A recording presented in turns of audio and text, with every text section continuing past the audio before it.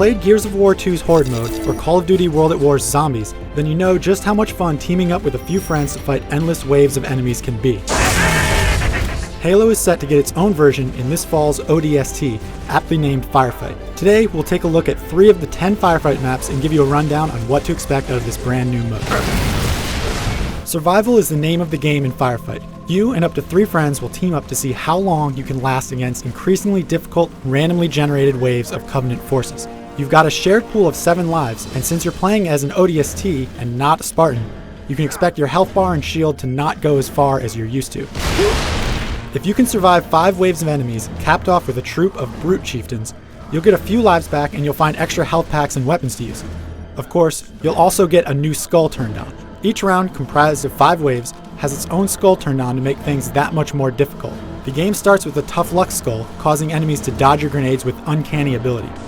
It only gets more difficult from there, leading up to the bonus round where every skull gets turned on.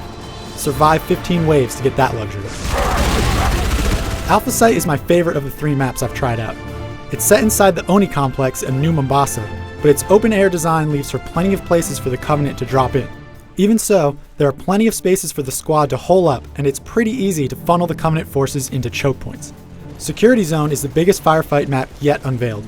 It takes place in an outdoor area where the players spawn at the top of a hill. You can expect a Wraith tank to drop in at the bottom, which makes things rather difficult given the fact that some of the cover scattered around is destructible. It's important for the group to stay in constant communication here.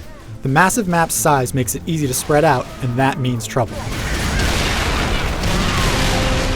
Crater at Night is a great showcase for the ODST's special night vision goggles. This alternate viewing mode highlights enemies as well as weapons, giving the player much more than a simple boost in lighting. This is a small map shaped unsurprisingly like a crater. It's tempting to run down into the pit to confront the Covenant head-on, but savvy players will stick to the outer ring and rain down fire mercilessly. Crater at Night has one other surprise.